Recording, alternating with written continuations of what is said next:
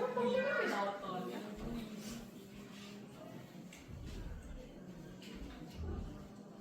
평소에? 우리가 방구를 많이 왔나? 우리가 사무술이야 사무술. 사무술에 넘어가지 마. 그래 사무술에 넘어가지 마. 아니면 그것만 그런 거 아니야? 몇 개를 모르겠지. 몇 개만. 아닐 거고. 사무실이야 사무실. 지금 이거 제가 뭐죠? 너 진짜 큰 거야? 네, 할렐루야. 네, 우리 하나님께서 정말 열심을 다해서 저희를 또 사랑하고 계십니다. 우리는 그런 하나님을 찬양하는 마음으로 하나님의 열심 찬양 드리도록 하겠습니다.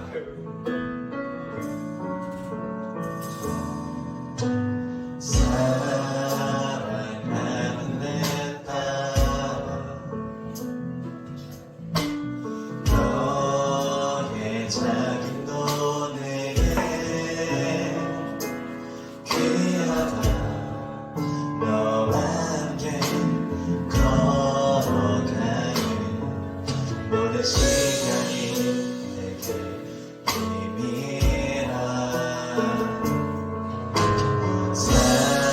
사랑하는 아들아, 내 연약함도 내게 큽니다. 너로 인해 잃어버린 나의 양들이 돌아오리라.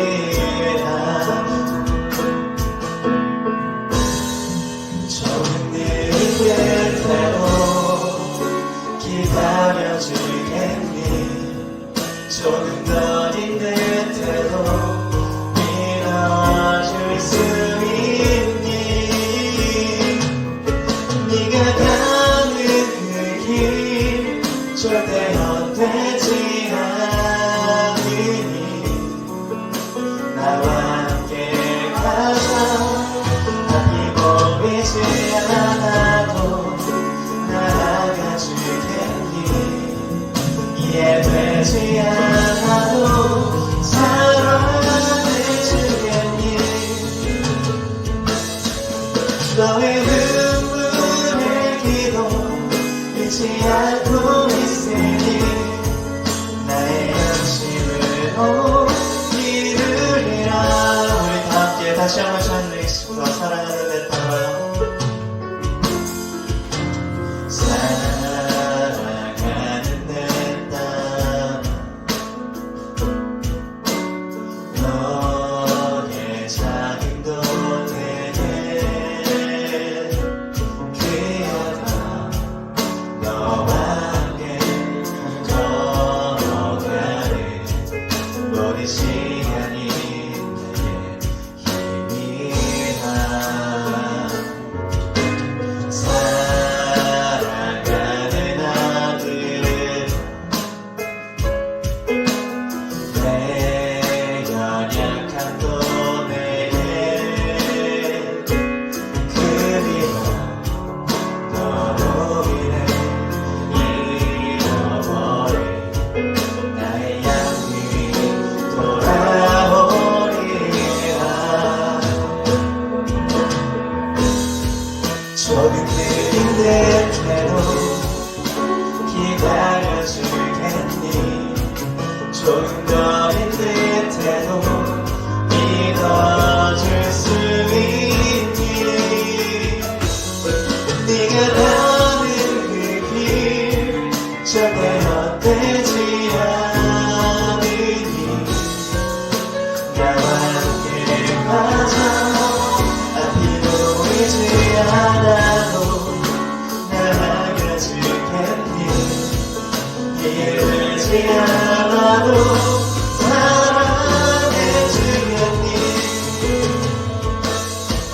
너의 눈물의 기도 잊지 않고 있으니 나의 열심으로 조금 느린 듯한 조금 느린 듯해도 기다려주겠니.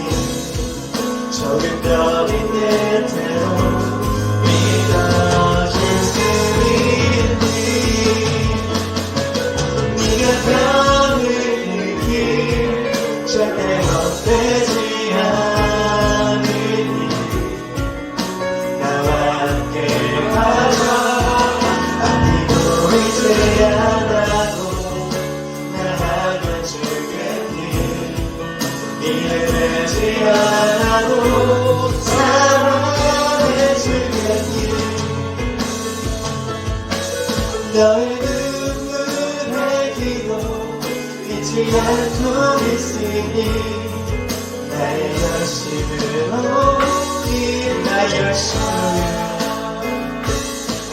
나의 열심으로 이루리라.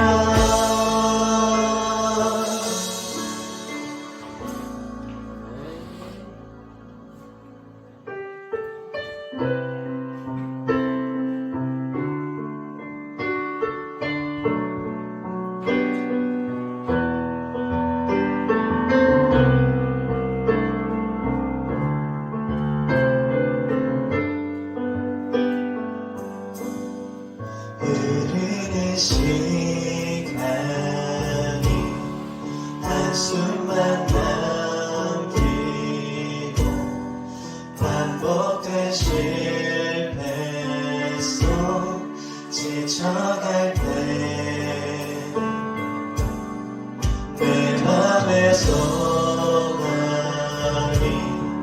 눈물로 담될 때 내 곁에 다가와 부르시네. 주님의 시선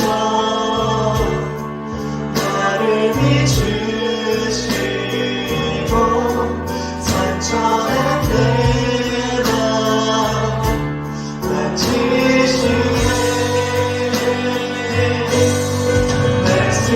말씀하시고 회복해 하시네. 주의 사랑이 다시 살게 흐르는 시간이 한숨만 남기고 반복된 실패 속 지쳐갈 때 내 맘의 소망이 눈물로 담길 때 내 곁에 다가와 부르시네. 주님의 시선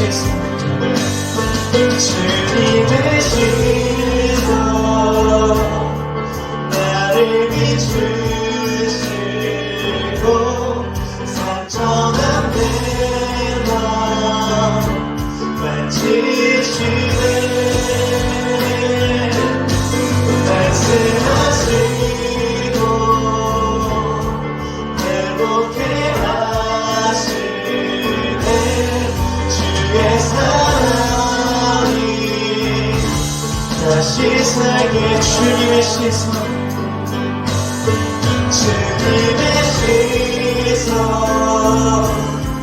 나를 비추시고 산천한 내 맘 만지시네. 말씀하시고 회복해 하시네.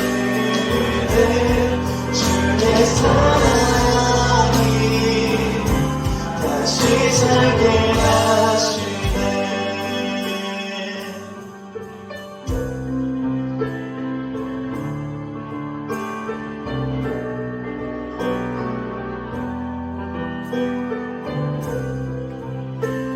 주를 봅니다.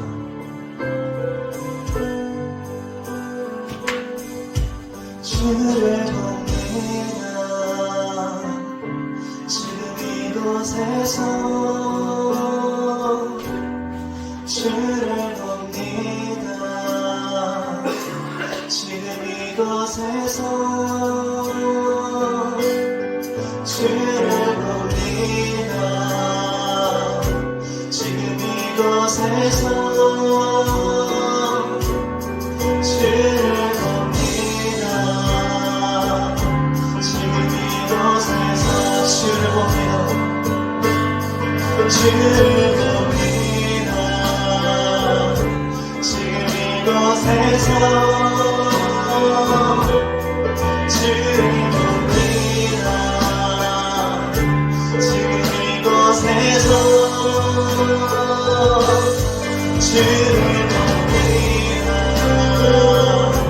지금 이곳에서 주를 봅니다. 지금 이곳에 주님의 시선 주님의 시선 나를 비추시고 산천한 내 맘 만지시네 말씀하시고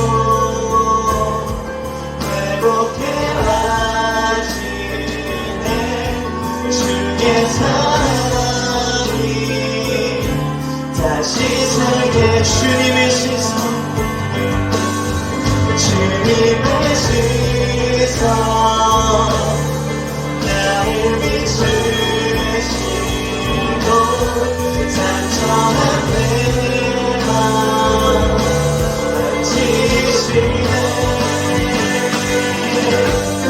말씀하시고 회복해 하시네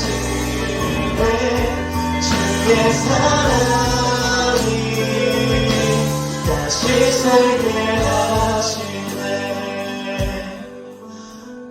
하나님, 이제 저희가 수련회를 앞두고 있는 가운데 하나님께서 저희들의 상처를 치유해 주셔서 정말로 다시 일어나 다시 살게 하시고 빛을 발하게 해달라고 그런 수련회가 되게 해달라고 우리 모두 기도드리는 시간 갖도록 하겠습니다. 기도드리겠습니다.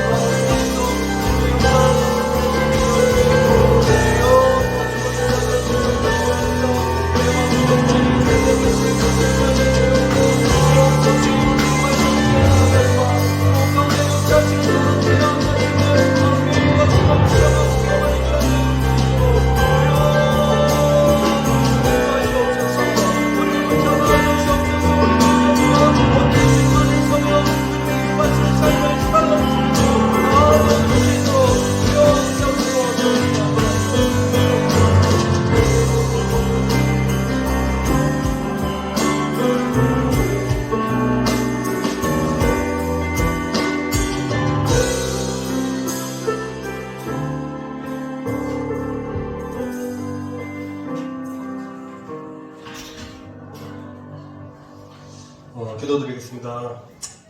하나님 아버지, 이 시간 주님 앞에 나와 예배드릴 수 있도록 불러주셔서 감사드립니다.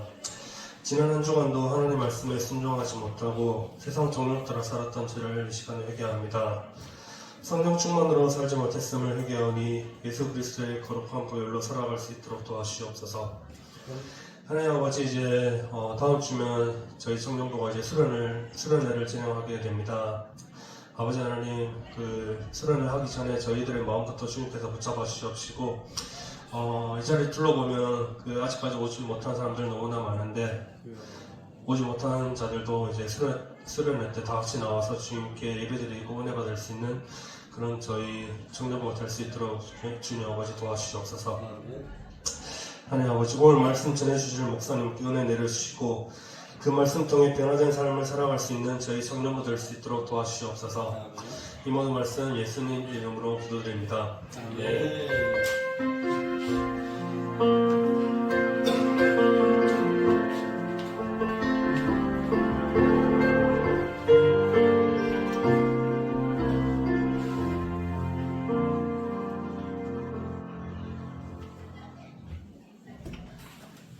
네, 감사합니다.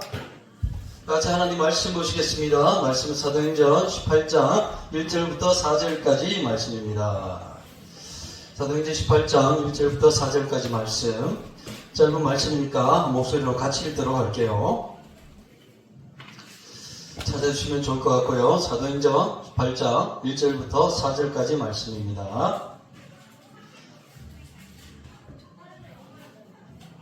자, 다 찾으셨으면 한 목소리로 읽도록 하겠습니다. 시작! 그 위에 바울이 아덴을 떠나 고린도에 이르러 아굴라라 하는 본도에서 난 유대인 한 사람을 만나니 글라우디오가 모든 유대인을 명하여 로마에서 떠나라 함으로 그가 그 안에 브리스길라와 함께 이달리아로부터 새로 온지라. 바울이 그들에게 감해 생업이 같으므로 함께 살며 일을 하니 그 생업은 천막을 만드는 것이더라.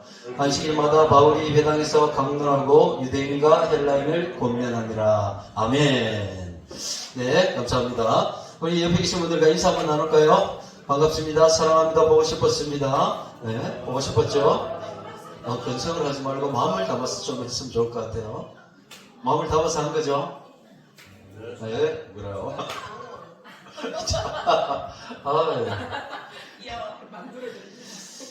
네, 길지 않게 짧게 말씀을 전하도록 하겠습니다. 자, 오늘 말씀의 제목은 삶을 통하여입니다. 삶을 통하여라는 제목으로 하나님 말씀을 전하도록 할 텐데요. 자, AD 1949년이 아니라 AD 49년에 로마시에 유대인 추방령이라는 게 있었어요. 무엇인가 하면 로마에 있는 모든 유대인들을 로마시 밖으로 다 나가라고 하는 유대인 추방령이 내려졌다는 거예요. 당시 로마에 한 4만 명에서 5만 명 정도의 유대인들이 살고 있었다고 하는데요. 그 중에 예수 믿는 유대인들이 상당히 많았다고 그래요. 그런데 이렇게 예수 믿는 유대인들이 생기다 보니까 예수 믿지 않는 유대인, 정통파 유대인들과 자주 마찰이 있었다는 거예요. 그래서 참지 않다 못한 4대 로마 황제였던 글라우디우스, 성경에는 글라우디오라고 하죠. 글라우디우스가 유대인들 다 지긋지긋하다 하면서 로마시에서 모든 유대인들을 다 추방하게 되었다는 거예요. 이때 로마에서 추방된 유대인 중에 브리스길라와 아굴라라는 부부가 있었습니다. 로마에서 잘 살고 있었어요. 로마에 있을 때는 그나마 먹고 사는데 걱정 없이 잘 지내고 있었단 말이에요. 그런데 갑자기 다른 지역으로 가게 되니까 먹고 살 일이 막막했어요. 그런데 이 사람들에게는 한 가지 기술이 있었어요. 뭔가 하면 장막을 만드는 기술이었다는 거예요. 장막이라는 게 지금은 저희 뭐 휘장을 쳐가지고 앞에 이렇게 만든 게 아니라 당시에는 텐트처럼 이렇게 가죽을 오려가지고 텐트처럼 만들어가지고 사는 사람들이 정말 많았다는 거예요. 그런 사람들을 위해서 그 장막 뼈대부터 해서 위에 덮어 씌우고 방수하고 문을 달고 튼튼하게 세우고 하는 일들을 하는 직업이 바로 장막 만드는 기술이었어요. 이런 기술이 있었기 때문에 그 브리스길라와 아굴라라는 사람들은 다른 데로 옮겨갔는데도 거기에서 살 수 있었던 것이죠. 그래서 고린도라는 지역으로 와서 장막 만드는 기술을 통해서 그곳에 정착하며 이렇게 살아갈 수 있게 되었습니다. 이때 고린도에 바울이라는 사람이 오게 되죠. 바울도 고린도라는 도시로 오면서 어떻게 복음을 전하며 살아야 할까라고 생각하는 중에 브리스길라와 아굴라라는 부부를 만나게 되죠. 그런데 이 바울이 이 브리스길라와 아굴라 부부를 만날 수 있게 맺어준 것이 바로 무엇인가 하면 장막 만드는 기술이었다라는 것이에요.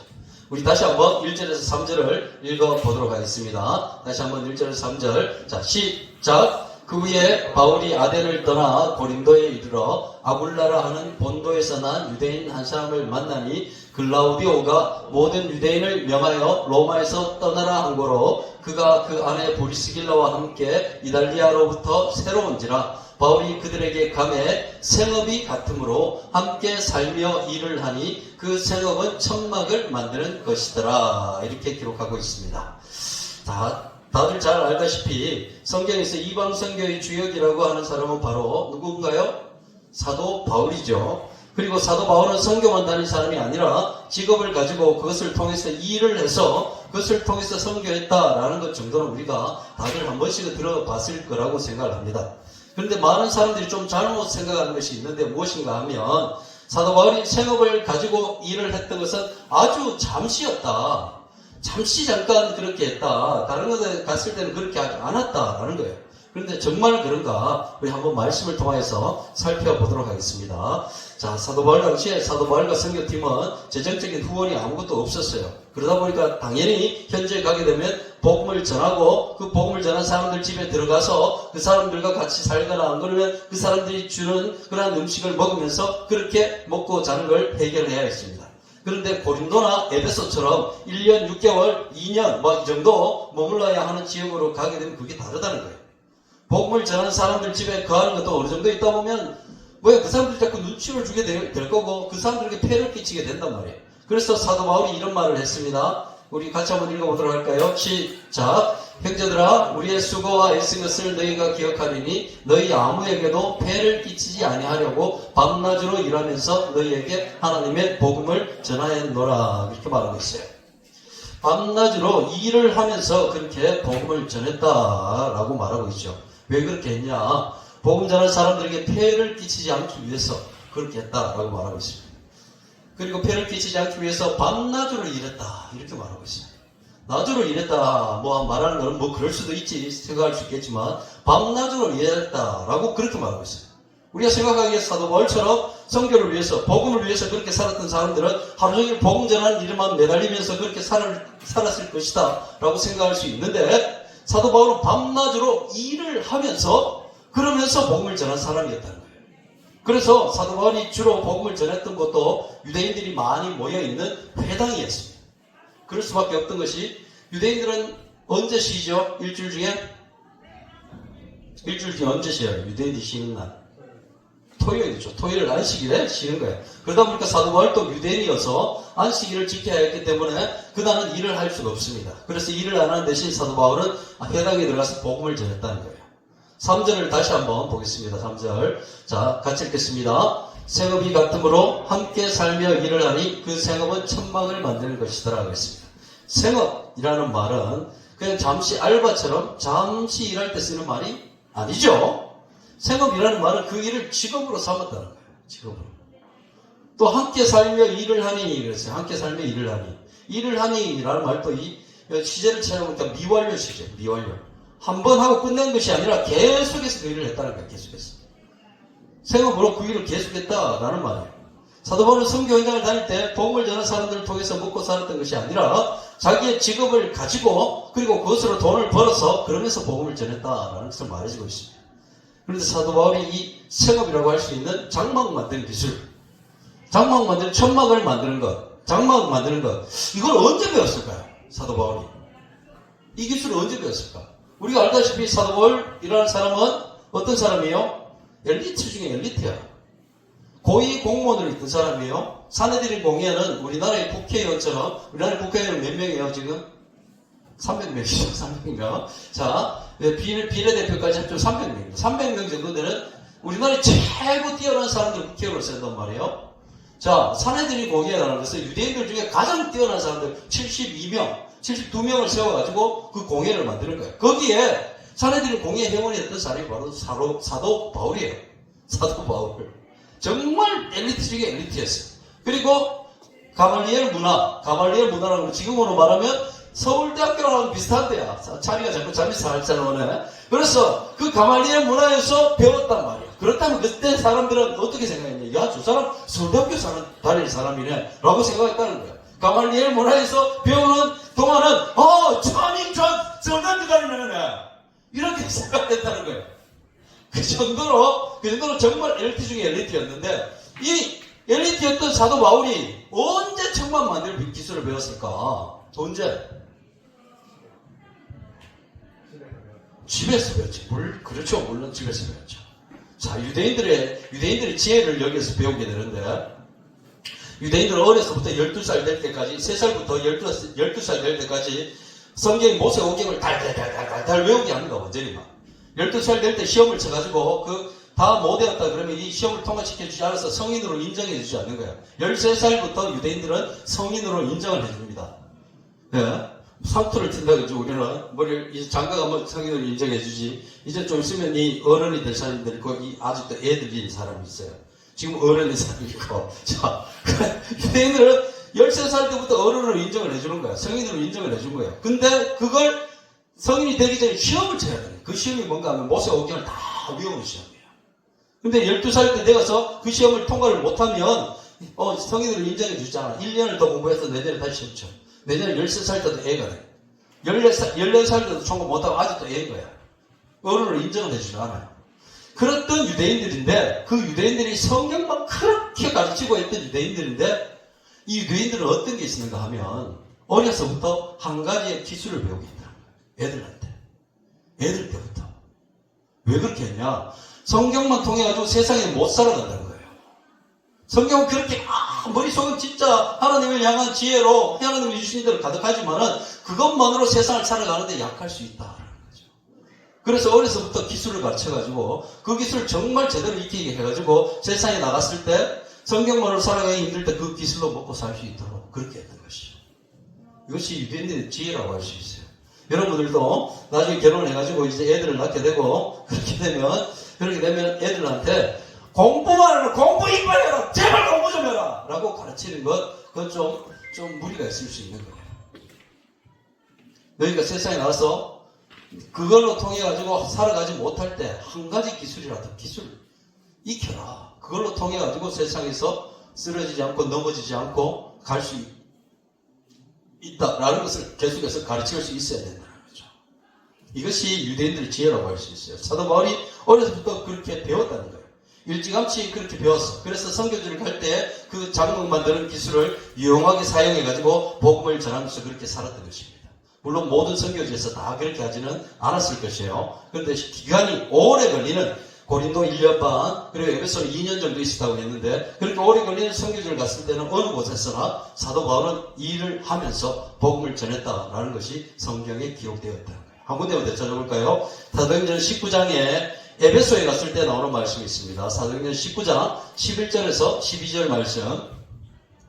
에베소에서 엄청난 기적을 나타내는 말씀을 보게 되는데 같이 읽겠습니다. 시작. 하나님이 바울의 손으로 놀라운 능력을 행하게 하시니 심지어 사람들이 바울의 몸에서 손수건이나 앞치마를 가져다가 병든 사람에게 얹으면 그 병이 떠나고 악기도 나가더라 그랬어요. 손수건, 앞치마를 제가 빨간색으로 칠해놨는데 왜 그랬을까? 사도 바울이 복음을 전하는 자리에 손수건을 가지고 왔어요. 그리고 앞치마를 입고 왔대. 이 손수건이 뭐야?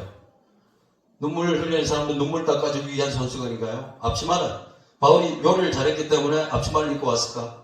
그렇지 않은 거예요. 이 손수건이 뭔가 하면 손수건은 바울이 일을 하면서 땀이 날 때 이 땀을 닦기 위한 용도로 쓰던 수건이었어요. 땀을 닦는 수건이었고 앞치마는 장막 만드는데 장막 만드는 기술을 그걸로 일을 할 때 작업복으로 입었던 것이 앞치마였다는 거예요.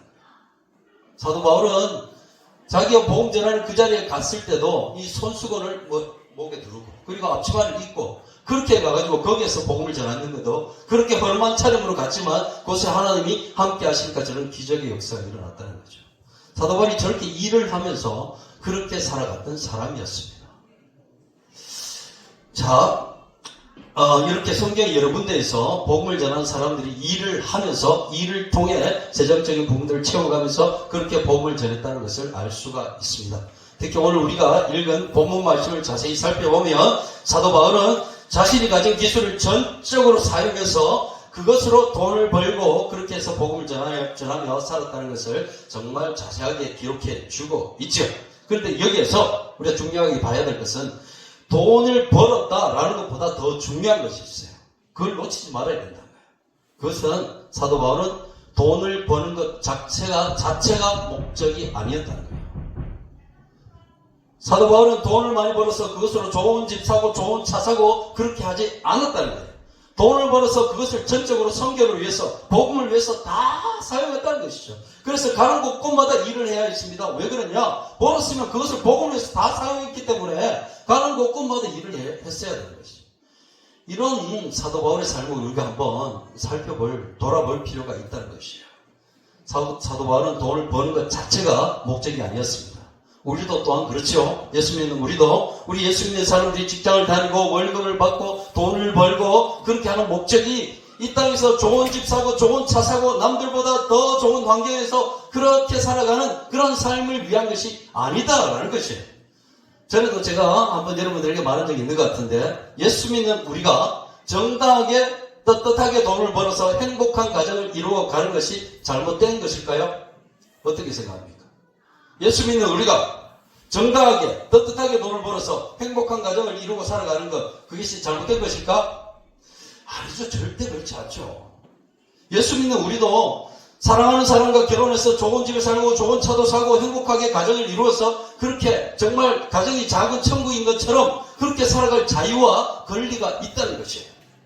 그런데 그렇게 행복 추구하는 것 절대로 그것이 잘못된 것이 아니다라고 성경은 말하고 있는데, 그런데 우리가 정말 알아야 될 것이 그렇게만 살아가는 것은 잘못된 삶이다라는 것이죠. 그것만 추구하고 살아가는 삶은 잘못된 것이다. 그저 남들보다 조금 더 나은 행복한 삶을 위해서 우리가 이 땅에 보내진 것이 절대로 아니다라는 것입니다. 우리는 가정뿐만이 아니라 우리가 일주일 동안 살아가는 나의 삶의 터전인 직장 속에서, 그리고 학생이라고 한다면 학교에서 우리 예수 믿는 자들이 하나님의 영광을 드러내며 그렇게 살아가야 한다는 것이에요. 우리가 이 땅 가운데 보내진 이유는 하나님의 영광을 위하여, 하나님을 위하여 그렇게 이 땅에 보내졌다는 것을 우리가 늘 머리에 새길 수 있어야 돼요. 내가 있는 그 자리가 하나님을 드러내는 자리가 되어야 한다는 것이에요. 사도 바울이 그랬다는 것이에요. 자기가 처해진 그 자리가 삶의 자리였고 그곳에서 복음을 전하며 그렇게 살아갔던 사람이 바로 사도 바울이었습니다. 우리 사도 바울과 함께했던 브리스길라와 아굴라 부부, 그들이 사도 바울과 함께 하다가 나중에는 사도 바울을 위해서 선교를, 사도 바울이 선교사다, 복음을 전하러 이 땅에 왔다라는 것을 알게 되고, 그 브리스길라와 아굴라 부부는 나중에 사도 바울을 위해서 자기 목숨까지 내어놓을 정도로 사도 바울을 정말 제대로 섬기면서 따랐던 사람이었다고 해요. 함께 일하는 직장의 동료, 함께 일하는 삶을 위해 생업에 있었던 그 직장의 동료가 나중에는 믿음의 선교의 그런 동력자가 되었다는 것이에요. 우리의 삶도 정말 그럴 필요가 있다는 것이죠. 또한 그러해야 되고, 저는 이 말씀을 예전에 청년 때 이 말씀을 보면서 사도행전 18장 말씀을 보면서 은혜를 참 많이 받은 적이 있었는데, 그때부터 생각한 것이 뭔가 하면, 우리 직장에서 우리 예수 믿는 사람들이 직장에서 물론 빛을 발하고 살아가야 하는데, 직장에 있는 많은 사람들, 그 사람들이 나를 통해서 정말 나의 삶을 통해서 그 사람들이 믿음으로 변화되고 믿지 않던 사람들이 돌아오고, 이런 역사들이 직장에서도 일어나야 한다는 거예요. 우리가 정말 복음을 위해서 해외로 나갑니다. 그리고 주변에 전도를 나갑니다. 그렇게 해서 전도하는 것도 물론 해야 되지만, 우리의 삶의 자리에서, 삶을 통해서, 그 자리를 통해서 우리 예수 믿지 않는 사람들이 나를 보면서, 이야, 저처럼 진짜 예수 믿어야 한다. 자를 보니까, 자기를 보니까, 역사를 보니까, 우리 성현이를 보니까 정말 하나님 살아 계시구나. 그래서 나 진짜 성현이 보니까 내 진짜 교회 가고 싶다, 이런 마음이 드는 사람. 우리 스물을 보니까 정말 스물 정말 스물 다 믿는 사람들이라니까 그래도 참 좋은 면이 있는데 좀 그런 약간 단점도 약간의 단점도 있을 수 있죠. 이런 정말 이런 삶, 우리가 예수 믿는 사람이 정말 이게 무엇이라고 할 수 있잖아요. 진짜 우리가 내가 있는 그 자리, 직장, 학교, 거기에서 나를 통하여서 정말 내 삶을 보면서 사람들이 자를 보니까 정말 예수 믿고 싶다. 그것이 하나님이 원하시는, 바라시는 삶이 아닐까, 오늘 그렇게 생각합니다. 이것을 실천하기 위해서 우리의 삶 가운데 가장 중요한 것이 있는데요, 저 두 가지만 짧게 얘기를 하고 마치려고 합니다. 자, 우리가 우리의 삶의 자리에서 하나님의 영광을 드러내기 위한 가장 기본이 되면서 가장 중요한 것이라고 할 수 있는 것 두 가지를 여러분들에게 얘기를 하고 마치려고 해요. 첫 번째 것은 정말 간단하지만 가장 중요한 것이라고 할 수 있어요. 첫 번째, 우리 한번 따라 해볼까요? 식사 시간에 반드시 기도하고 밥을 먹는다. 그래요. 식사 시간에 반드시 기도하고 밥을 먹는 거, 쉬운 것이라 생각할 수 있는데, 늘 삶이 되어온 사람들은 쉬울 수 있습니다. 그런데 이것이 어떻게 정말 바로 앞자리에 내가 대학이 좀 거북한 사람, 좀 내가 대학이 좀 교수님이나 안 그러면 우리 선배, 바로 앞에 선배라거나, 안 그러면 직장에 처음 만났던 동료인데, 동료 앞에 있던 사람이나 이런 사람이 갑자기 내 앞에 앉아있어. 함께 둘이서 식사를 하는데, 내가 기도를 하면 반드시 그 사람 분명히 볼 거야. 그랬을 때 그 부담감이라는 것은, 여러분들 느껴본 사람은 알 거예요. 그런데 그 자리에서 기도하고 밥 먹는 그 순간, 내가 기도하는 딱 그 순간, 어떤 일이 일어나냐? 딱 기도하는 그 순간, 기도하면서 밥을 먹는 그 순간에 앞에 있던 사람은, 아, 자, 교회 다니는 사람이구나. 라는 사람을 알게 된다는 거죠. 이것이 별거 아니라고 생각할 수 있지만, 그걸 통해서 우리가 하나님께 영광을 돌릴 수 있다는 것이에요. 자, 둘째, 이거 직장 다니는 사람들에게, 권해주고 싶은 얘기인데, 두 번째 것은, 우리 한번 따라 해볼까요? 회식 자리에서 절대로 술을 마시지 않는다. 네. 이것도 쉬운 일일 것 같지만 정말 어려운 일이라고 할 수 있습니다. 다 같이 술 마시는 자리에요. 다 막 잔을 들었어요. 우리 회사를 위하여 건배 한번 합시다. 위하여 한번 합시다. 라고 하는데 손이 올라가지 않는 거예요. 대부분 모든 사람들의 시선이 나를 향하게 되는 거예요. 그랬을 때 뭐라고 얘기하시겠어요? 그 자리에서. 예전에 한번 했던 얘기가 있죠. 그 얘기는 뭐 잘 아니까 안 하도록 하겠는데. 자, 그렇습니다. 하나님의 영광을 나타내는 자리가 될 수 있다는 거예요. 그 자리가. 바로. 나의 모습 하나가 그냥. 밥 먹을 때 기도하는 그거. 회식 자리에서 술 마시지 않는 그거. 정말 별거 아니라고 생각할 수 있지만, 그것이 내가 하나님의 영광을 드러낼 수 있는 정말 짧지만 정말 좋은 길이다라는 거죠. 우리가 주변에 전도하고 복음 전하고 해외 선교하고 하는 일들은 계속해서 우리가 이어가야 될 일입니다. 우리 평생에. 그런데 내 삶이 있는 그곳, 내가 그것을 통하여 계속해서 평생을 먹고 살아야 되는 내 삶이 있잖아요. 거기에.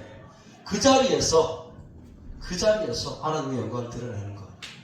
그것이 하나님께서 우리에게 바라시고 원하시는 것이라고 감히 생각을 해봅니다. 자, 우리 함께 찬양할까요? 오늘은 아무도 예배하지 않는 우리 잘 알고 있는 찬양이죠. 찬양으로 함께 찬양하며 그리고 찬양한 후에 짧게 기도하고 모든 예배의 순서를 마치도록 하겠습니다. 불을 조금만 끄시면 좋을 것 같아요. 성현아. 아무도 예배하지 않는 그곳에서 주를 예배하리라. 아무도 찬양하지 않는 그곳에서 나 주를 찬양하리라.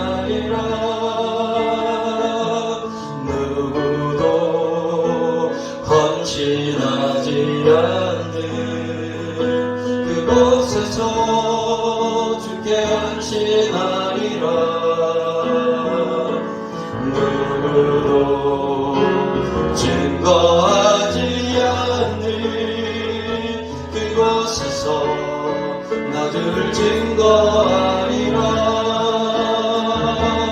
내가 받는 모든 땅 주를 예배하게 하소서. 주의 보혈로 덮어지게 하소서. 내가 선이고 주의 거룩한 것 되게 하소서. 주의 향기로 물들게 있소서. 내가 받는 모든 땅 주를 예배하게 하소서. 주의 보혈로 덮어지게 하소서. 내가 선이고 주의 거룩한 곳 되게 하소서.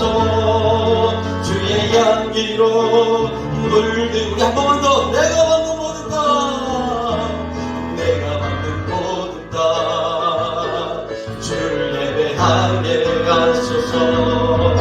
주의 보혈로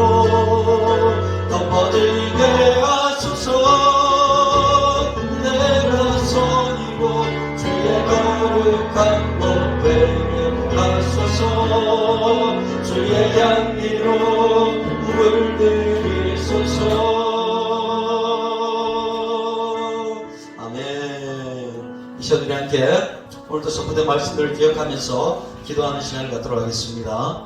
우리가 함께 기도할 때 하나님, 내가 있는 그곳, 정말 어떨 때 보면 예수 믿는 사람들이 나 혼자밖에 없는 것 같을 때도 있습니다. 그런데 하나님 그곳에서조차 하나님 역사하시는 것은 분명한데, 하나님 그곳에서도 내가 예배하는 자로 주의 영광을 드러내는 자로 살아갈 수 있게 하여 주시옵소서. 내 믿음이 드러나는 것이 부끄럽지 않게 하시고, 많은 예수 믿지 않는 사람들 앞에서 당당하게 그리스도를 드러내보며 살아가는 그런 내 삶이 되게 하여 주시옵소서. 그렇게 기도할 수 있게 되길 바라겠습니다. 또한 주위에 많은 예수 믿는 사람들이 있다고 한다면, 학교나 직장에서 예수 믿는 사람들이 있는 그런 자리가 있다고 한다면, 그곳에서는 정말 하나님께 감사할 수 있게 하시고, 또한 그들과 함께 주의 길을 온전히 걸어가는 내 심령 되게 하여 주시옵소서. 이런 기도로서 시간 우리 정말 하나님 마음을 담아서 하나님께 기도하며 나가시겠습니다. 함께 기도드립니다. 하나님 도우시기를 원합니다. 우리가 기도합니다. 기도하며 주께 나아갑니다. 하나님, 내가 있는 그곳에서 하나님을 들으며 살아가는 내 삶이 되어줄 수 있게 주여 도우시기를 원합니다. 주의 믿지 않는 사람들이 너무나 많이 있을 때 하나님 그곳에 주를 들지 말게 하시고, 온전히 주를 드러내보는 삶을 살아가는 내 심령 되어줄 수 있도록 주여 도우시고 함께하여 주시옵소서. 내가 있는 곳에서 주의 영광을 믿으며 살아가는 나의 삶이 되어줄 수 있도록 주여 도우시기를 원합니다. 그래서 정말 하나님이 기뻐하시는 영혼으로 온전히 살아갈 수 있게 하여 주셨고, 주님이 원하시는 심령으로 주님께 영광 돌리는 내 심령 되어줄 수 있도록 주여 도우시기를 원합니다. 우리 청년들이 그런 삶을 살아가게 하시고, 우리 학생들이 그런 삶을 살아가게 하시고, 아버지와 당신들이 일어나는 많은 심령들이 아버지와 그리스도의 영으로 그리스도의 영으로 충만하여 아버지와 주를 드러낸 삶을 살아가는 이런 심령들 되어줄 수 있도록 주여 힘주시고 능력 주시고 이끌어 주시옵소서. 이래서 정말 주님의 영광이 이 땅 가운데 충만하기를 아버지와 기대하며 살아오는 삶이 되어줄 수 있도록 주여 도우시고 인도하여 주시옵소서. 하나님 도와주시옵소서. 내가 막는 모든 다 주를 예배하게 하소서. 주의 보혈로 덮어지게 하소서. 내가 선이고 주의 거룩한 것 되게 하소서. 주의 향기로 물들이소서. 내가 막는 모든 다 주를 하게 하소서. 주의 보혈로 덮어지게 하소서. 내가 선이고 주의 거룩한 것 되게 하소서. 주의 향기로 물들이소서. 아멘. 하나님 감사합니다. 우리가 주께 기도하게 하시고, 내가 선 그 자리에서, 나의 삶의 자리에서 하나님을 예배하는 예배자로 서갈 수 있게 되기를 기도하게 하심을 감사드립니다. 하나님, 정말 그런 삶을 살아가는 저와 우리 청년들 되어줄 수 있게 도우시옵소서.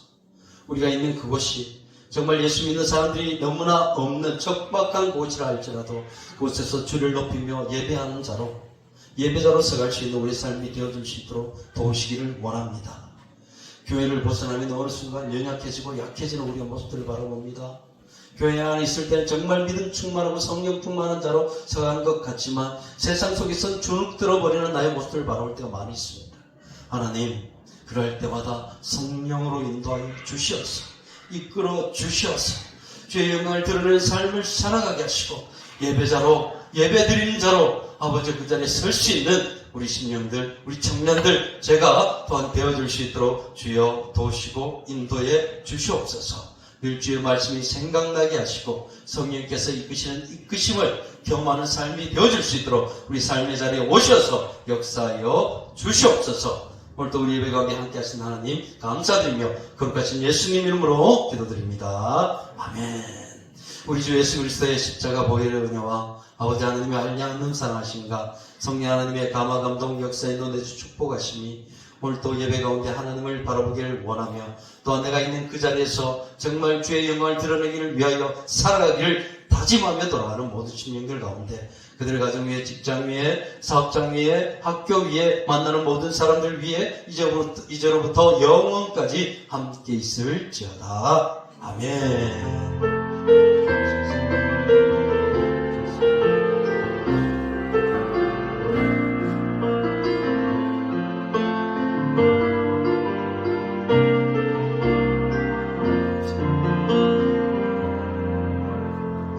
네, 감사합니다. 예배를 마쳤습니다.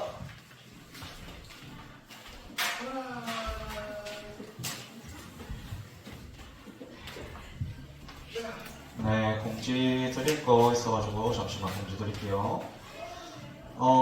우리 청년부 예배 이제 마치고 저희 뭐 기도 제목 요거 나누는 시간 좀 약간 갖도록 하고, 그래 기도 제목 나누는 시간 딱 끝나면은 이제 그때부터 청년부 수련회 찬양 연습 좀 하도록 하겠습니다. 생활 있습니다. 어떤? 제 개인 카톡으로 자기 사진을 좀 보내주시면 감사하겠습니다. 얼굴 대빵만하게 나오겠습니다. 네, 대빵만 얼굴 나오는 사진 네 올려주시면 감사드리겠습니다. 요거 네. 언제까지? 어워즈